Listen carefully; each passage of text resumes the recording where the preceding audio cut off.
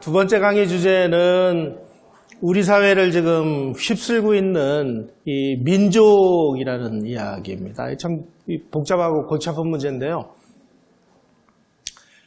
이 사진이 2002년 한일 월드컵 때 사진입니다. 제가 이때 이제 조선일보 기자를 하고 있었습니다. 그때 시청 앞에 막 그야말로 빨간 티셔츠를 입은 사람들이 그냥 막 정말 겁날 정도로 모여서 막 구호를 외치고 그러는데 한국인들은 이게 좋은 거라고 한국의 단결력을 보여준다 하면서 막 이야기를 하는데 그때 제가 좀 이상한 생각이 들더라고요. 그래서 이제 학자들 몇 분, 심리학자, 사회학자 몇 분을 모시고 코리아나 호텔 옥상에 올라가서 이걸 보면서 학자분들에게 이 현상을 우리가 어떻게 이해를 해야 될까요? 이랬더니 야, 한국 큰일 났다. 진짜 큰일 났다. 그래서 왜 그렇습니까? 이 에너지가 지금은 한국 이겨라, 대한민국 만세, 이렇게 가지만 이게 만약에 다른 쪽으로 갈 경우에 이 에너지를 뭘로 막을 것이냐? 큰일 났다. 더 큰일 난 건 뭐냐? 전부 이 가슴에 뭐라고 새겼어요? 붉은 악마. 두 번째, Be the Reds.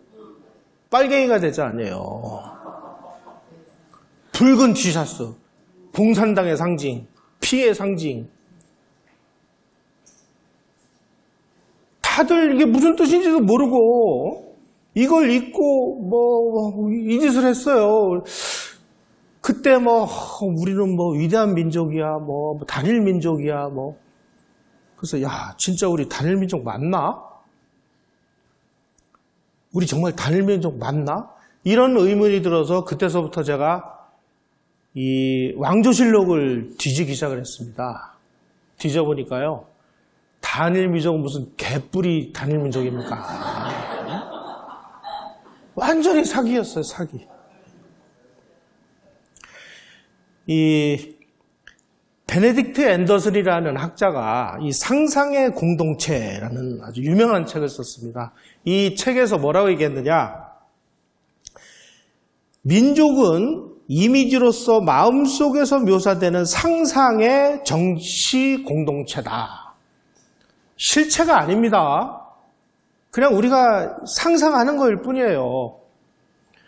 이게 이제 이 사람들이 지금 특히 우리는 정말 잘 몰라서 자꾸 민족, 단일 민족 이렇게 얘기하는데 이게 조금 한 발 더 나가면은 무슨 일이 벌어지는지 아십니까? 이런 일들이 벌어지는 거예요. 뭐라고 얘기해요? 민족 공조. 한번 잘 생각해 보세요. 지금 자유민주주의를 하는 5천만 사람과 주체사상을 믿는 2,300만이라는 사람들이 민족 공조가 가능할까요? 이념이 다르고 추구하는 바가 다른데? 근데 우리는 민족 그러면 다들 그냥 흥분을 하고 나치가 뭘 이용했어요? 민족을 이용한 민족을.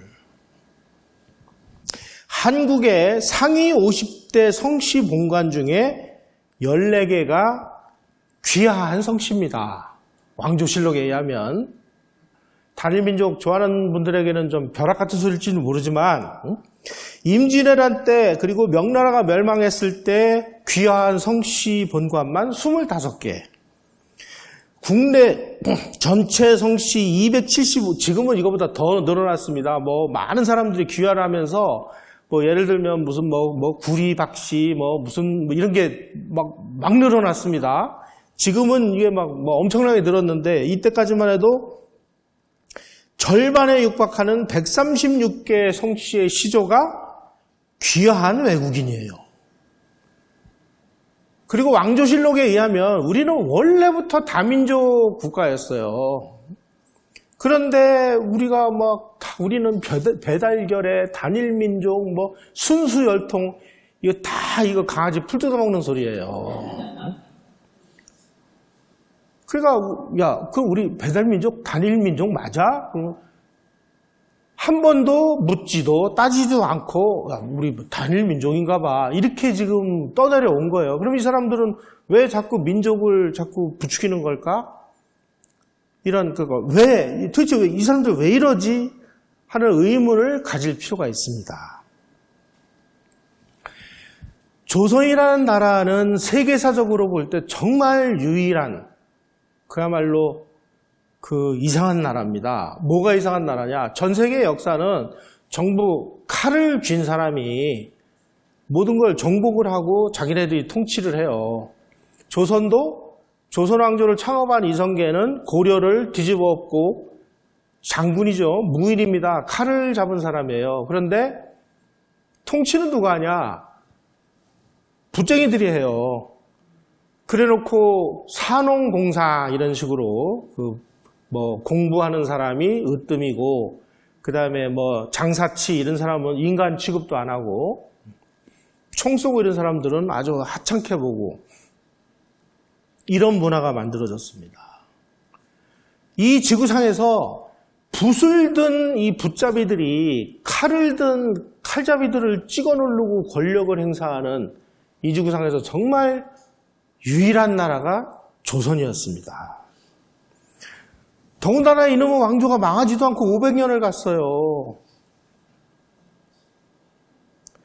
자, 왕조실록을 통해서 도대체 이 조선에 얼마나 많은 외국인들이 살았나를 제가 증명을 해드리겠습니다. 요게 광해군 1년, 그러니까 1609년입니다. 1609년 4월 10일 날 비밀보고를 왕에게 올립니다. 거기에 이렇게 나와 있습니다. 귀화한 오랑캐들이 해서는 황해도를 얘기합니다. 경기, 호남, 호서의 해변에 이르기까지 없는 곳이 없으며 그 중에도 호남과 호서에 더욱 많습니다. 귀화한 오랑캐들이. 이들은 고기잡이로 생업을 삼으면서 나무를 베어 배를 만드는 자가 날로 불어나 사도에 뿌려박고 있는 배가 200여 척에 이릅니다. 이들은 해로에 익숙해 배부리기를 말부리듯 하여 우리나라 사람이 미치지 못할 정도입니다. 이렇게 나와 있습니다. 이 사람들이 와서 다 한국 사람 된 겁니다. 또 저 부산에 가면 외관이라고 있습니다. 외관이 어디냐? 남포동 아시죠? 남포동 일대가 다 외관이었고요. 용두산 공원 아시죠? 거기까지가 다 아주 이 외관이었습니다. 외관에 항상 일본 사람들이 와서 살았어요. 이 사람들이 밤만 되면 몰래 나가가지고 이상한 짓을 했습니다. 부산 사람들 중에 상당수가 외국 이 소위 말하는 외놈이라고 하는 일본하고 피가 섞였어요. 숱한 기록이 나옵니다. 부산 사람들 말씨도 좀 이상하잖아요. 경상도 일대 사람들도 그렇고.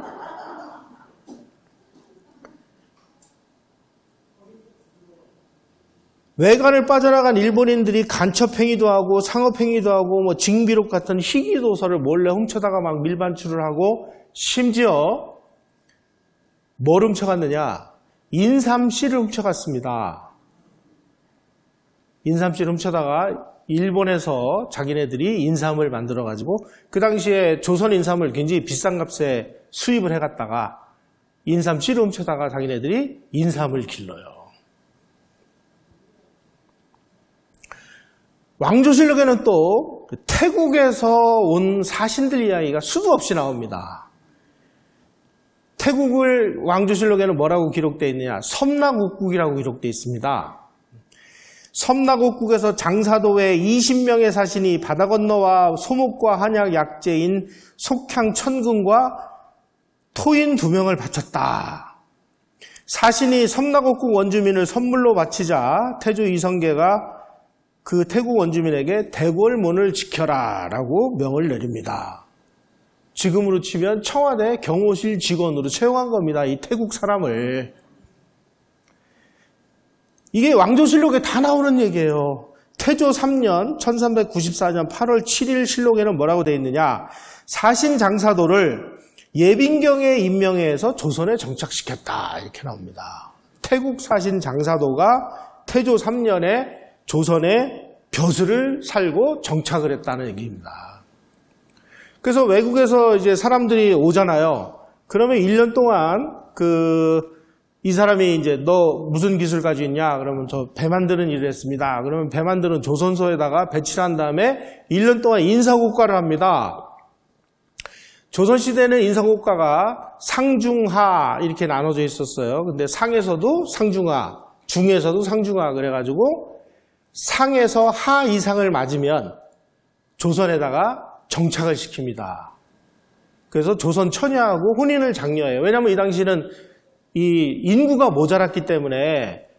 그런데 막 성질이 난폭하고 막 이러면은 추방을 시키지만 그래도 성질이 온순하고 기술이 좀 뛰어나면 정착을 시켰습니다. 이 사람들 다 한국 사람 된 겁니다. 태국 사람들도 많이 나와요.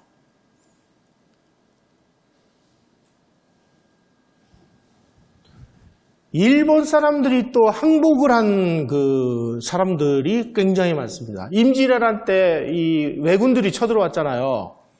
이 사람들이 조선에 항복을 합니다. 이 항복한 사람들을 모아가지고 부대를 하나를 만들었어요. 항외병 부대라고. 이 사람들은 전부 조선에 정착을 했는데 이 사람들에게 전부 성씨를 내려줍니다. 임진왜란이 한창이던 선조 28년 1595년 3월 5일 실록에 의하면은 귀한 외병 15명에게 단체로 이씨성을 내려줬다 이렇게 나옵니다. 단일민족은 무슨 개풀 뜯어먹는 단일민족입니까? 이렇게 항복해온 요 군대를 어디에다가 배치했느냐? 그 당시에 서북 변경지역, 평안도 지역에다가 배치를 했습니다. 오랑캐들이 쳐내려면 싸우라고. 요놈들이 언제 그 배신을 때렸느냐? 이괄의 난이 벌어졌을 때 이괄이 서울을 쳐들어오거든요. 그 서울 쳐들어오는 선봉부대가 다 항해병 내지는 항해병의 후손들로 이루어진 부대였어요. 이건 무슨 얘기냐? 항복해온 외병들을 전부 조선 사람하고 혼인시켜서 정착시켰다는 얘기입니다. 더 재밌는 기록이 있습니다. 이번에는 인도네시아 자바섬에서 또 사람들이 와요. 직선거리로 약 5,000km 떨어져 있는 자바섬에서 조선왕조실록에는 자바섬이 조화국이라고 이름이 나옵니다. 조화국 사신이 토산물을 싣고 조선을 향해 오다가 왜구에게 습격을 당했다. 기타 등등 무지하게 많습니다. 이 중에 조선에 와가지고 또 벼슬을 살아요. 그래서 조선 사람이 됐어요. 저 인도네시아 사람이. 요즘에 좀 얼굴 까무잡잡한 사람 어디 없나? 응? 응? 다 이래요, 다.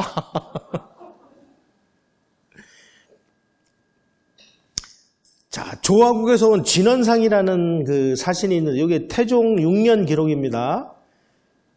일찍이 갑술년에 사신으로 왔었는데 우리나라에서 조봉대부는 문관, 종사품, 지금으로 치면은 서기관급입니다. 우리나라에 서운부정 벼슬을 제수했던 사람이다. 이 사람들 뿐이 아니고요. 여진족도 또 수없이 많이 와서 살았습니다. 여진족. 압록강하고 두만강 바깥에 살던 여진족들은 정말 하도 많아가지고 이름을 일일이 헤아릴 수 없을 정도로 많은 여진족의 이름이 우리 왕조실록에 나옵니다. 더 충격적인 것은 이슬람 사람들이 집단 거주했다는 사실입니다. 우리가 고려시대에 원나라, 몽골이 만든 원나라의 그 속국이었습니다. 그래가지고 이제 원나라가 세계 교역망을 만들었는데 세계 교역망의 종착역이 어디냐? 바로 개성 옆에 있는 예성강 입구의 벽난도였습니다. 그 벽난도가 마지막 종착역이에요. 그래서 그 일대에 이 이슬람 사람들의 집단 거주지가 만들어져 있었는데 한양대학교의 이희수 교수가 한 이슬람 교류사의 그 연구가인데 이분의 연구에 의하면은 개성 일대에 최하 4만 명에서 최대 7만 명 정도까지의 이슬람 사람들이 살았다. 그래서 이 사람들이 예궁이라는 것을 져놓고, 예궁이 모스크입니다. 거기서 코란을 낭송했다. 이런 기록이 나와요. 여러분 요즘에 이슬람 걱정들 많이 하시는데 이 이슬람의 뿌리가 굉장히 깊습니다. 그래서 이거 간단한 문제가 아니에요.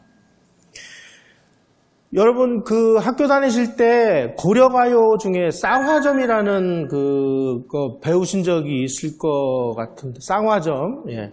쌍화점 내용이 그겁니다. 쌍화가 뭐냐? 이게 그 몽골식의 만두를 쌍화라고 그래요.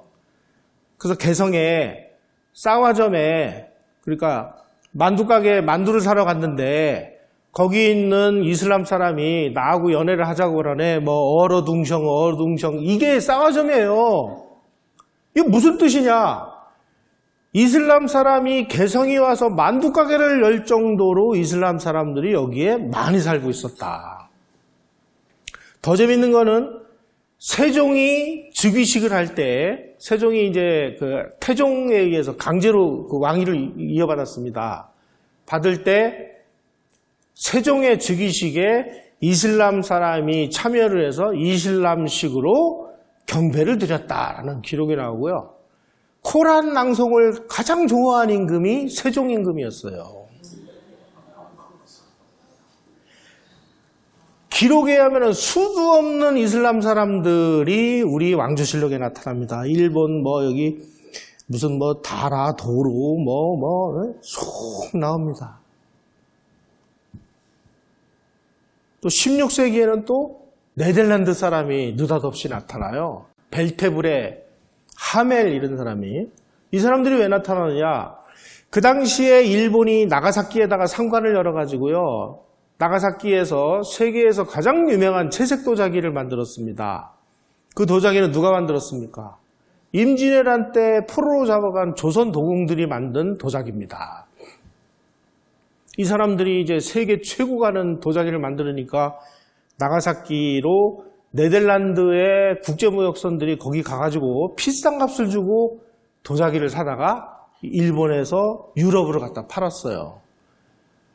260년 동안 일본은 어마어마한 도자기를 팔아가지고 무지막지한 돈을 벌었습니다. 그걸로 근대화 자금으로 쓴 거예요. 일본의 근대화는 누가 해줬느냐? 조선 도공들이 해준 겁니다.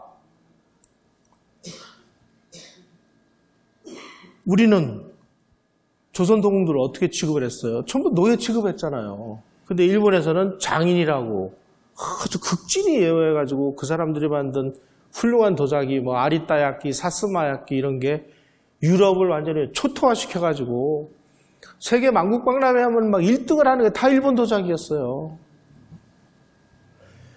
그때 이 국제무역선들이 저 제주도 근해로 해가지고 나가사키를 왕래를 하다가 폭풍우를 만나가지고 제주도에가 표류해 온 게 벨테브레고 그리고 하멜입니다. 벨테브레는 조선에서 정착을 해서 살았어요.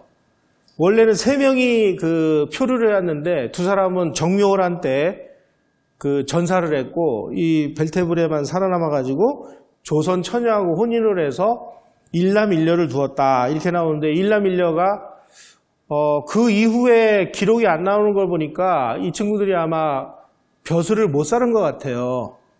벼슬을 사나 이름이 나오거든요.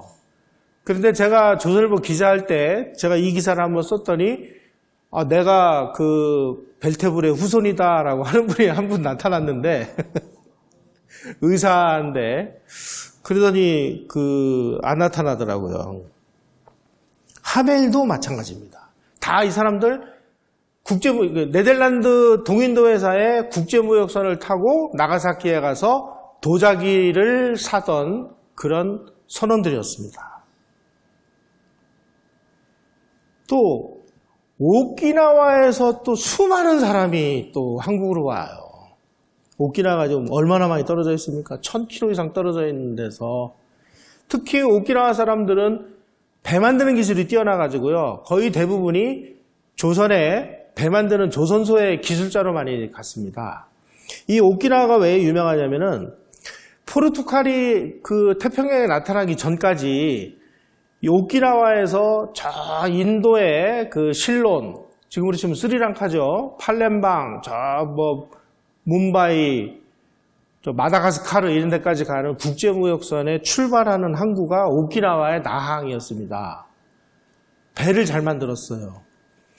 여러분 우리 그 국사 시간에 왜구들이 조선 사람들을 많이 잡아갔다 이렇게 나오죠. 왜 잡아갔을까요? 그 당시에 노동력은 노예로 팔아먹으면 돈이 되거든요. 그래가지고 쳐들어와가지고 왜구들이 사람들을 잡아갑니다. 그래서 이쁜 사람들은, 여자는 다 자기네들이 데리고 살고 남자들은 다 팔아먹어요. 어디로 팔아먹었냐? 요 오키나와에다 팔아먹었어요. 오키나와에서 저 인도로 가는 그 국제무역선 노자비로 다 팔아먹은 겁니다. 그래가지고 제수이트교단, 예수회 선교회에서 그 아시아 선교를 하는 각 나라에서 온 보고서에 보면은 이 국제무역선이 그 기항을 하는 이 팔렘방이니 이런데 조선 사람들이 이제 나중에 나이 먹으면 이제 힘이 없어서 노를 못 젓잖아요. 그러면은 그 국제무역선이 기차 가는 데다가 다 내려졌어요. 그래가지고 조선 옷을 입은 조선 사람들이 마을을 이뤄서 살고 있더라 하는 기록들이 쭉 나옵니다. 이 사람들은 와서 뭐 했냐? 중국 사람들이 귀화를 하면은 이 한문을 잘 하니까 이 사람들은 대부분 그 당시 조선에서는 그 가장 중요한 일이 뭐냐? 중국에다가 외교 공문을 보내는 겁니다. 그걸 이문이라고 하는데 외교 문서를 작성하는 부서에다가 중국 사람들을 보내서 외교 문서를 작성하게 했습니다. 이슬람 사람들은 주로 뭘 했느냐? 이 사람들은 기술이 뛰어나요. 그래가지고 주로 광산업을 많이 했습니다. 뭐 수정을 캐고 금은을 캐고 하는 일을 이슬람 사람들이 많이 했습니다. 그래가지고 뭐 도로라는 사람이 수능부에 파견되어 수정 채취 작업을 했다, 뭐를 했다, 이 주로 이슬람 사람들은 광산업을 주로 많이 했습니다. 조선에 귀화를 한 외국인 중에서 과거에 급제를 하면 왕조실록에 이름이 등장을 합니다.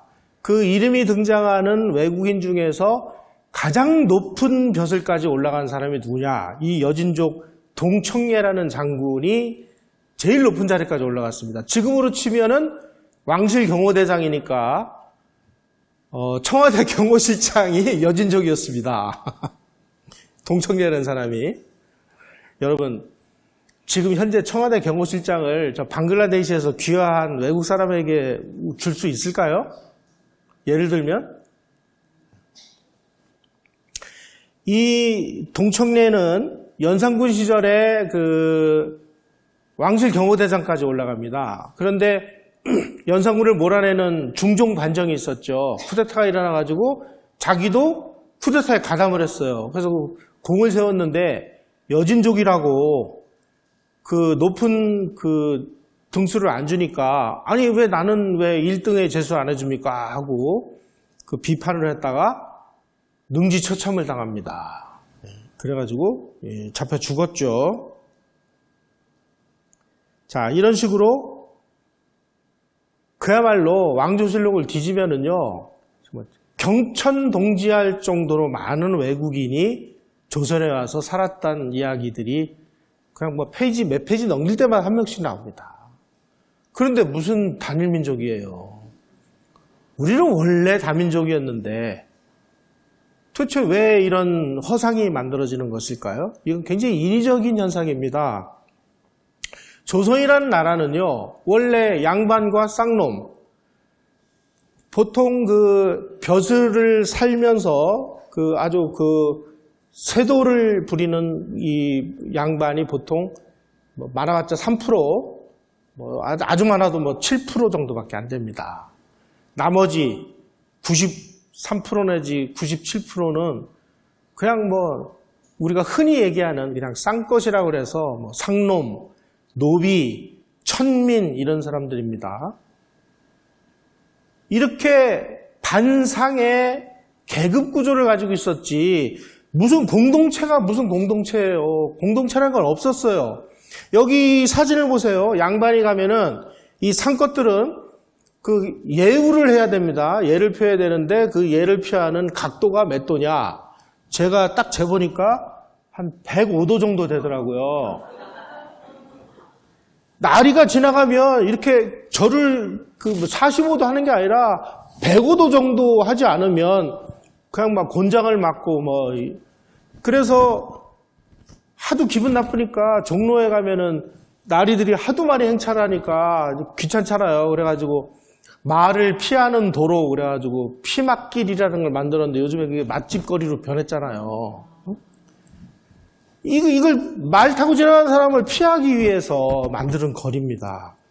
다시 말씀드리면 조선왕조는 그냥 3% 내지 7%까지의 이 양반을 위해서 90 몇 프로의 이 쌍것들이 희생봉사 충성을 해야만 유지가 되는 이런 계급사회였지 뭐 우리는 다 뭐 공동체 이런 거는 존재하지 않았다. 심지어 조선시대에는 단군이라는 존재 자체도 몰랐습니다. 학자들이 이런 얘기를 해서 정말인가? 제가 왕조실록을 전문가들하고 약 7년 6개월을 스터디를 했는데요. 단군 어쩌고 저쩌고 하는 거는 그야말로 눈을 씻고 찾아와도 잘 안 나옵니다. 단군이 뭐 우리의 배달결에 뭐라고요? 이거는 식민지 시절에 1919년 이후에 만들어진 허상입니다. 그 이전에는 뭐였느냐? 기자였었어요, 기자.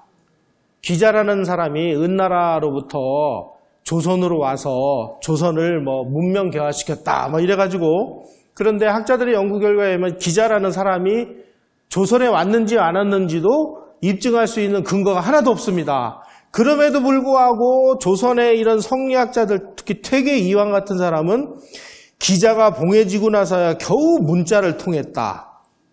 율곡 이이 같은 사람은 기자께서 조선에 이르시어 우리 백성을 천한 오랑캐로 여기지 않고 후하게 길러주시고 부지런히 가르쳐 주셔서 우리가 문명국가가 됐다. 이런 식으로 자다가 봉창 뜯는 소리를 하고 앉아있어요. 학자들의 연구 결과에 의하면 기자라는 사람이 조선에 왔는지 안 왔는지도 입증할 수 있는 사료가 존재하지 않습니다.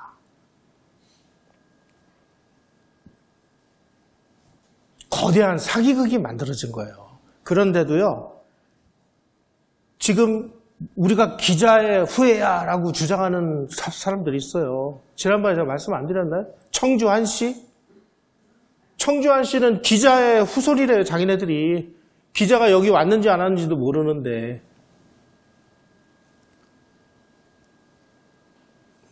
단군의 자손이라는 이야기, 단군이라는 존재는 언제 만들어졌느냐? 20세기 초에 3.1운동 이후에 야 우리도 뭐 공동체로서 뭐 표상이 하나 있어야 되는 거 아니냐 그래가지고 뭐 옛날에 단군이라는 사람이 있지 않았어? 뭐 마늘도 먹고 뭐도 먹고 어쩌고 해가지고 그래서 급조돼서 등장한 것이 단군이에요. 근데 우리가 무슨 뭐 단군의 뭐 배달결례고 이런 일제 차별 정책으로 인해서 야 우리도 뭔가 우리의 그 공동체의 표상이 있어야 될 거 아니냐라고 그 전까지만 해도 기자였는데 기자가 슬그머니 단군으로 변한 거일 뿐이에요.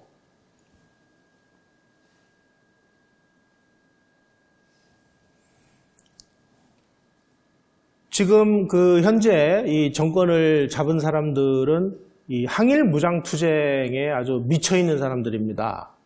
투쟁론.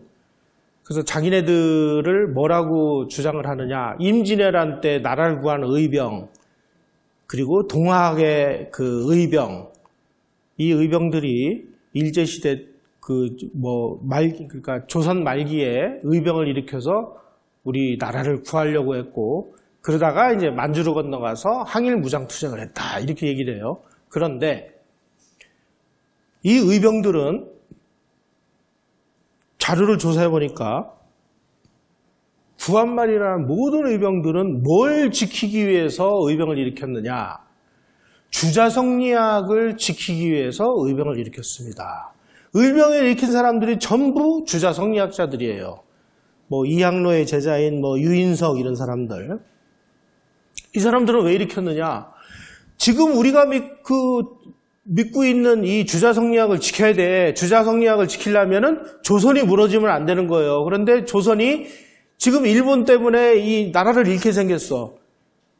일본한테 나라를 잃으면 자기네들이 지금까지 양반으로서 행세하던 모든 권리를 다 박탈당하는 거죠. 양반 입장에서 보면 끔찍한 거죠, 이게. 그러니까 우리는 주자성리학의 도를 지켜야 돼. 그러려면 어떻게 해야 됩니까? 조선 왕조를 지켜야죠. 조선 왕조를 지키기 위해서 의병운동을 일으킨 거예요.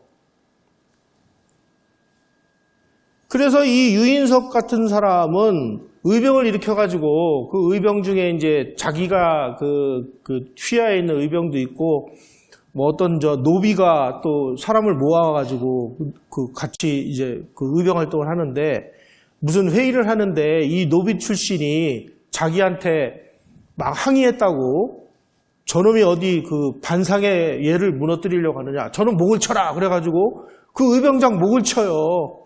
이런 기록들이 다 나옵니다. 이 사람들은 뭘 위해서 싸웠습니까? 주자성리학을 지키기 위해서 싸운 거예요. 무슨 뭐 나라의 독립? 백성들의 뭐 안위를 위해서? 아닙니다.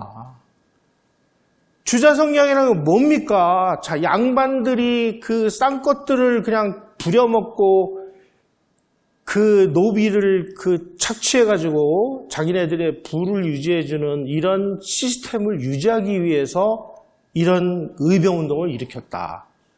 기록에 다 나옵니다, 기록에. 이 사람들이 중국으로 가서 뭐 중국에서 왔다 갔다 할 때 중국이 이런 뭐 투쟁하는 사람들을 좀 도와줍니다. 김구도 도와주고 뭐 왜 도와줬을까요? 조선의 독립을 위해서? 조선의 독립을 위해서 도와준 건 맞습니다. 그런데 이 장개석과 모택동과 이런 사람들이 우리 독립을 도와준 이유는 딱 한 가지입니다. 다시 조선이 일본으로부터 독립하면 중국 영향력을 행사하기 위해서. 손문이 1924년에 이렇게 얘기했습니다. 중국이 다시 강성해지면 조선이 중국에 복속시켜달라고 요구해올 가능성이 있다. 장개석도 마찬가지였겠습니다. 장개석은요, 국민당 정부가 전쟁이 끝난 다음에 한국에다가 중국 군대를 주둔시키고 새롭게 성립한 국가에 대한 상당한 후견을 행사하기 위해서 독립을 후원합니다. 이게 우리의 실상이에요.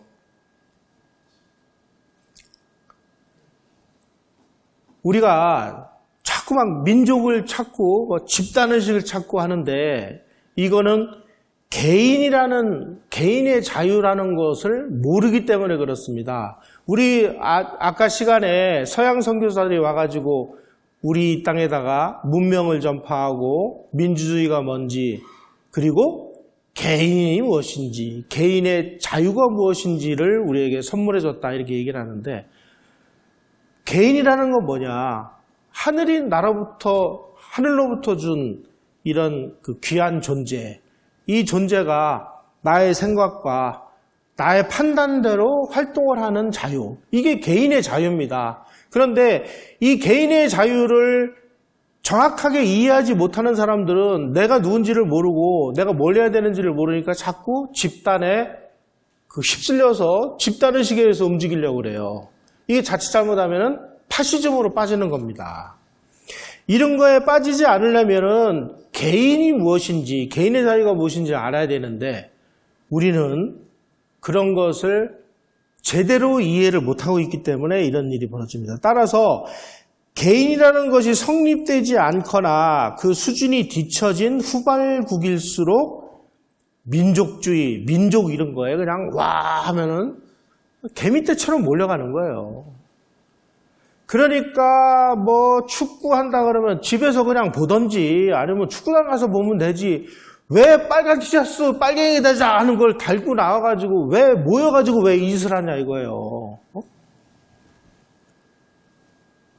민족은 근대 국민국가 형성 초기에 사회가 보유하는 각양의 집단 감성이 대내 결속과 대외 팽창을 위해 국가적 수준으로 재편성된 상상의 공동체일 뿐입니다. 실체가 아니고요. 그런데 이제 우리나라는 이런 민족 감정, 민족 의식이 뭐하고 지금 결합이 됐느냐? 이 사회주의, 공산주의하고 결합이 됐어요. 왜 그러느냐? 일본의 식민지가 되기 이전까지 우리 국민, 우리 사회 신분 구조가 어떻게 돼 있었느냐? 아까 제가 말씀드렸듯이 약 3% 내지 7%의 양반과 93% 내지 97%의 이 쌍것들로 이루어져 있는데 이 사람들은 야, 너 땅 없지? 우리가 저거 뺏어가지고 말이야 너한테 나눠줄게. 우리 편 들어. 그러면 편 안 들겠어요? 너 지금 그 아무것도 없어서 너 날품 팔고 있지? 너 자본가 나쁘지? 우리가 자본 갖고 뺏어가지고 말이야 너한테 공장도 주고 줄 테니까 우리 지지해. 지지 안 하겠어요? 이 많은 사람들이 개인의 자유가 무엇인지를 자각하지 못하고 이 집단의 힘에 의지해가지고 뺏어서 준다고 하니까 다 거기에 동조를 한 겁니다. 지금 문재인 정부가 100만 원씩 준다고 다 눈이 뒤집혀가지고 거기 찍은 거랑 뭐가 달라요?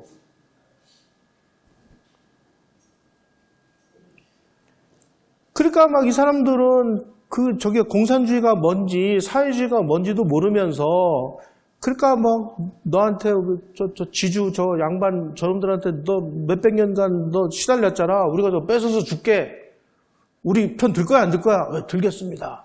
그거 다 넘어간 겁니다. 이게. 이런 선동이 먹히려면은 우리는 뭐가 돼야 돼요? 합리적 주체로서의 개인이 아니고 우리는 그냥 헬조선의 인민이 돼야 되는 거예요. 그러니까 대한민국은 뭐야? 다 금수저, 흑수저, 헬조선 이래가지고 우리 국민들을 전부 너희들은 지금 노예야. 노예니까 우리가 저놈들 가진 자들 거 뺏어야 돼. 삼성 저거 어떻게 왜 맨날 1등만 해. 저거 뺏어가지고 우리 나라 갖자. 그러면 막 와 좋다. 막 좀 이러고 있잖아요. 이런 계급 선동을 위해서 아주 교묘하게 만들어내는 것이 헬조선, 금수저, 흑수저 이런 계급 용어들이다 이거죠.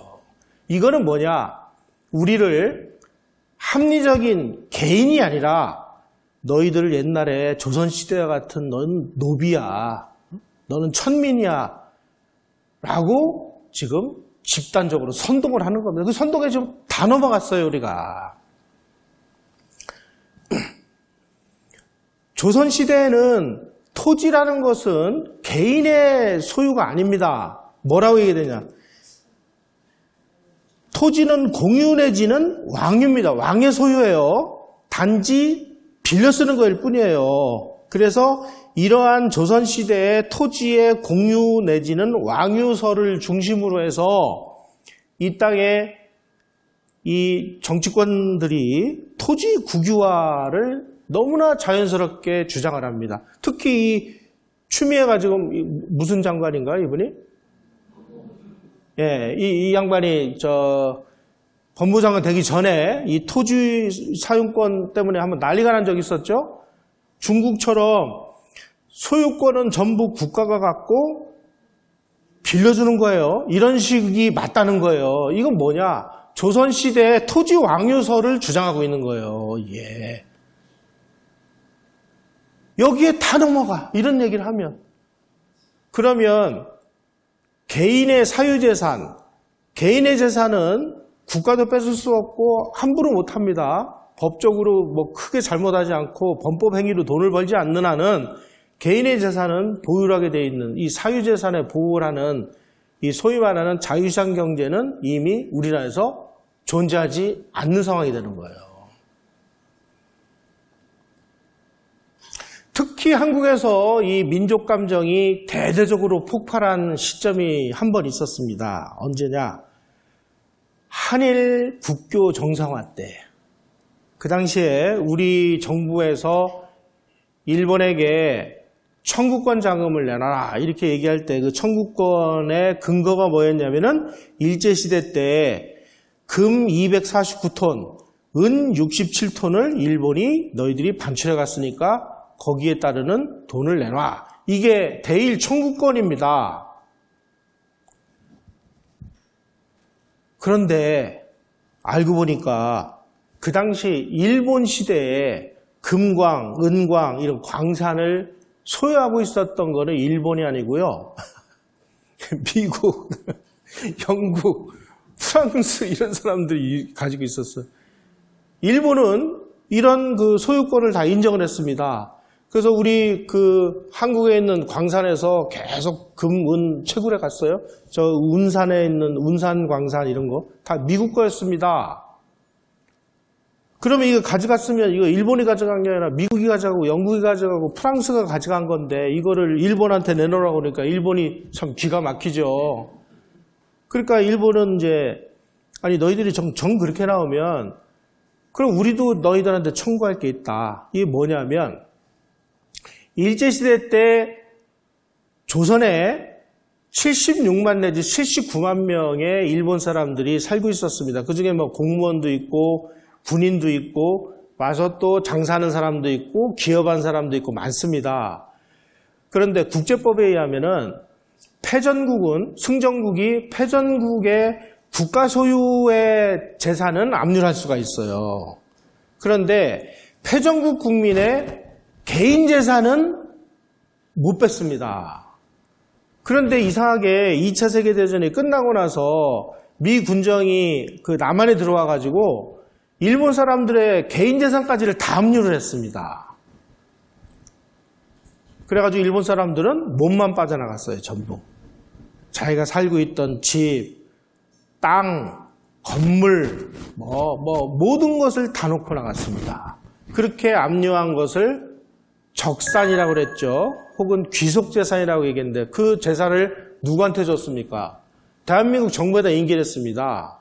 그러니까 이제 일본이 야 그때 말이야 그 민간인 재산까지 미국이 다 압류해가지고 대한민국 정부에다 넘겨줬잖아. 그거 우리 도로 돌려줘. 국제법으로 걸면 우리가 걸리게 돼 있어요. 그래서 나중에 이제 미국이 중재해서 야 이거하고 뭐 해가지고 그냥 퉁쳐 그래가지고 퉁치고 나중에 뭐 8억 불 플러스 알파 이렇게 해가지고 합의를 했잖아요. 했으면 됐지. 이걸 또 뭐 한일 협정은 무슨 뭐다 그래가지고 뭐 박정희를 뭐 제2의 이완용이다 뭐다 뭐 이 짓을 하고 있으니 일본 사람들이 볼 때 우리를 뭐라고 생각하겠습니까? 정말 우리 창피한 줄을 알아야 됩니다. 예.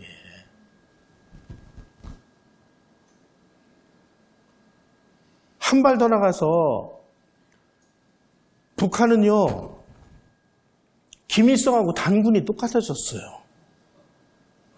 1994년에 단군제라는 것을 개최하고요. 그리고 평양에서 단군 뼈를 발굴했대요. 그래가지고 이 평양에 있는 학자들이 이 뭐 무슨 능을 하나를 그 발굴했는데 여기서 나온 그 뼈를 그 탄소연대 측정법으로 측정해 보니까 8,000년대 뭐 8,000년 정도 됐다더라. 그래서 이게 단군 거다. 그래가지고 단군 능을 만들었어요. 다 사기극입니다. 다. 그래가지고 단군제를 만들어가지고 그때서부터 김일성 민족이니 사회주의 조선이니 막 떠들더니 드디어 북한 헌법에 참 기가 막혀서 말이 안 나옵니다. 1996년 7월 8일 날 김일성이 태어난 1912년을 원년으로 하는 주체연호를 제정하고 김일성 생일을 태양절로 선포를 하고 98년 9월 5일 개정된 사회주의 헌법 서문에는 뭐라고 되어 있느냐. 위대한 수령 김일성 동지는 조선민주주의 인민공화국의 창건자이시며 사회주의 조선의 시조라고 선언을 해가지고 김일성 민족이라는 것을 공식화했습니다. 그래서 북한은 지금 현재 단군의 자손이 아닙니다. 김일성 민족이 됐습니다. 헌법으로. 그런데 무슨 놈의 김일성 민족과 단군의 자손이 민족 공조를 해요. 그때 이때서부터 등장한 게 뭐냐? 백두혈통이라는 거죠. 여러분, 백두혈통이라는 말은 가만히 그 해석을 해보면 지금 휴전이, 38선이 거져가지고 북쪽에 북한이 만들어지고 남쪽에 대한민국이 만들어진 다음에 북한은 세습 왕조가 됐죠. 저게 무슨 국가가 아니에요. 왕조예요. 김씨 세습 왕조가 됐습니다. 다시 말씀드리면 조선은 500년 동안 이어왔던 이씨 조선이 김씨 조선으로 바뀐 거일 뿐이에요. 그러니까 자기네들이 세습을 해야 되는데 세습이라고 말은 못 하잖아요. 그러니까 교묘하게 용어 세탁을 해서 백두혈통 그래가지고 김일성, 그 다음에 김정일, 그 다음에 김정은. 김정은이가 아직 뭐 애가 있는지 없는지 모르겠는데 김여정. 이제 선동경 비슷한 게 등장할 뻔한 상황이 된 겁니다, 이거. 그 다음에는 뭐 그 밑에 혈통 누가 뭐 하겠죠. 백두혈통은 뭐냐? 김씨 세습 왕조를 숨기기 위한 하나의 상징 조작입니다. 예. 그런데 이런 사람하고 김일성 민족과 단군 배달결의 자손이 뭘 한다고요? 지금 이러고 앉아 있잖아요, 지금. 바로 이런 걸 위해서 민족이라는 것을 지금 계속 앞세워가지고 우리는 배달결의 다른 민족이니까 북한하고 연방제를 해야 돼, 통일해야 돼, 뭐 해야 돼, 뭐. 그럼 우리는 그런가 보다. 민족이라잖아. 좀 우리 단군의 자손 아니야? 뭐 우리 배달 민족이잖아. 우리 뭐 통일해야 되는 거 아니야? 통일을 하고 하지 말고 문제가 아니고요. 통일을 하면은 저 거렁뱅이 왕조를 거기에다가 개인의 자유라는 개념을 집어넣어가지고 자유민주라는 개념으로 깨우치게 한 다음에 그 다음에 우리가 하나가 돼도 하나가 되는 거지. 어떻게 이념과 체제가 다른 이 두 나라가 연방을 이뤄가지고 한쪽은 공산주의, 한쪽은 자유민주주의를 할 수가 있어요. 이런 세상의 연방이 이 지구상에 어디 있습니까? 지금 이 친구들이 민족이라는 것을 막 띄워가면서 막 그 현대사를 전부 엉망진창으로 만들어가지고 남한은 뭐 제국주의, 미국의 식민지고 북한은 항일민족, 항일투쟁을 해온 이 위대한 전사들이 세운 나라니까 정통성은 북한에 있다. 뭐 있다고 허황된 얘기를 하면서 민족의 이름으로 뭐 독재를 뭐 예방해야 되고 뭐 해야 되고 하면서 지네가 다 독재하죠. 아니 여러분 한번 따져보세요. 지금 우리는 지금 뭐예요? 이거 민주 독재 아니에요? 지금 일당 독재라는 말 우리 뭐 언제 많이 들어본 말 같죠? 지금이 일당 독재 아니에요? 이게 뭐냐 이게.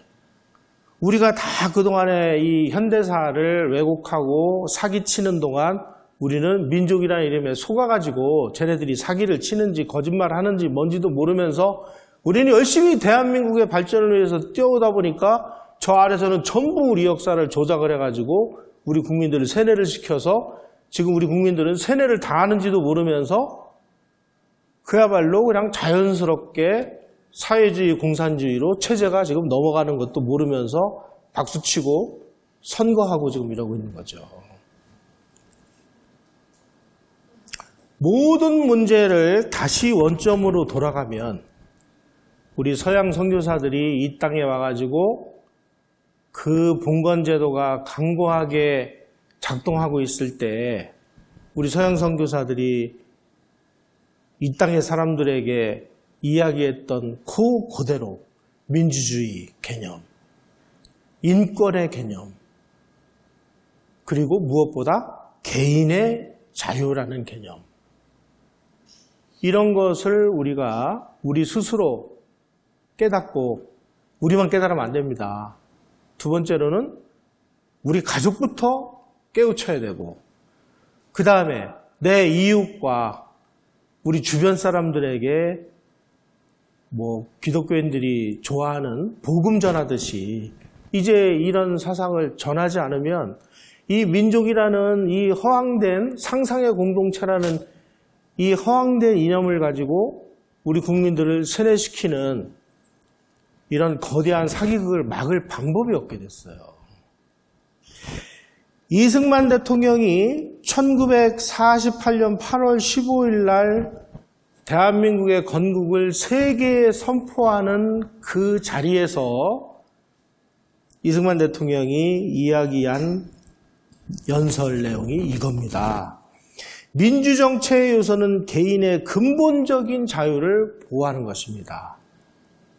우리는 이 개인의 근본적인 자유를 보호하기 위해서 이 외적들과 싸웠습니다.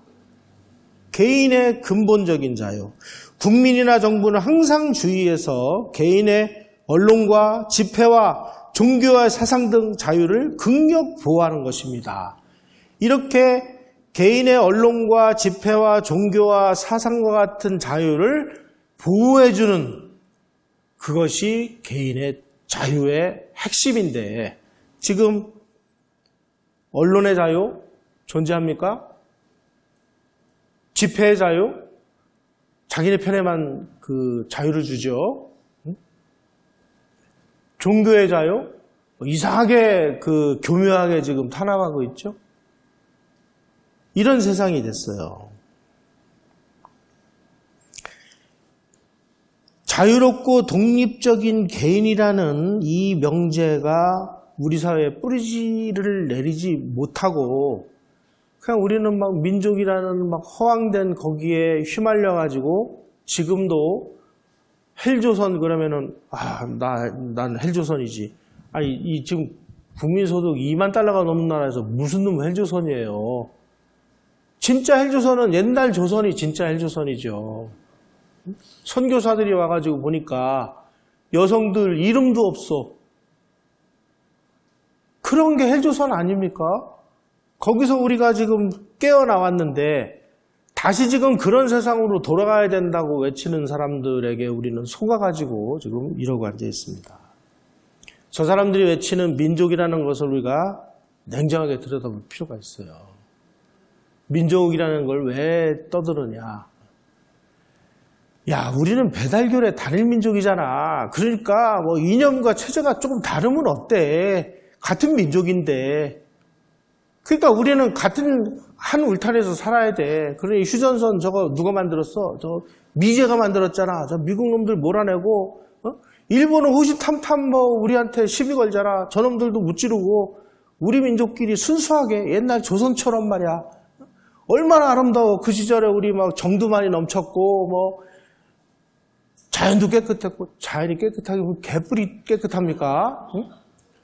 그 시대 선교사들의 저 보고서를 보세요. 그냥 뭐 우물이 화장실하고 가까이 있어가지고 그냥 이게 조금만 내려가면 이게 막 지하수가 섞여가지고 그 오염된 물 먹고 그냥 수많은 사람들이 떼죽음 나고 하는 여러분 그 세상에 가서 살고 싶으세요? 지금 북한에 막 몇십 층짜리 막 아파트들 들어서가지고 막 대동강의 기적이라고 그렇게 얘기하잖아요. 거기를 갔다 온 사람들이 이런 얘기를 합니다. 첫째, 엘리베이터가 없대요. 걸어 다닌대요. 둘째, 주차장이 없대요. 제가 1994년, 5년 이 무렵에 그 탈북자들을 한국으로 빼돌리는 그 기획 탈북의 원조가 접니다. 제가 그 많은 그 탈북자들 한국으로 그 빼돌리는 그런 일을 했는데 그때 이제 심양 이런 데다가 비밀 아지트를 만들어 가지고 거기다 이제 숨기고 막 이런 일을 했는데 15층인데 엘리베이터가 없어요. 걸어 올라가야 됩니다. 그래가지고 밤에 이렇게 걸어가다 보면 뭐 여기서 퍽 저기서 퍽 이상한 소리가 들려요. 이게 뭔가 이게 봤더니 8층, 10층, 15층에서 쓰레기 버리기 힘들잖아요. 음식물 쓰레기 이런 거 검은 비닐에다가 묶어가지고 밖으로 던지는 거예요. 그래서 퍽퍽퍽 소리가 나고 막. 여러분, 대동강의 기적은 그런 거예요.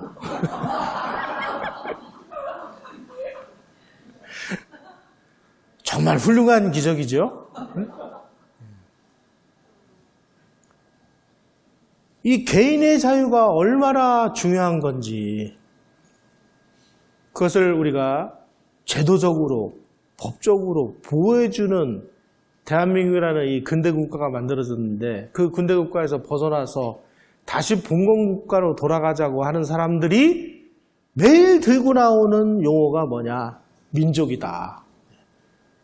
따라서 여러분, 가급적이면 민족이라는 말은 안 쓰시는 게 좋습니다. 예. 제가 마지막 그 강의 때 중국 앞에만 서면 한없이 작아지는 한국이라는 그 강의를 제가 준비를 했는데 그때도 아마 요 이야기를 할 거예요. 도대체 우리가 왜 중국만 보면은 한없이 작아지는지 그 이유가 있거든요.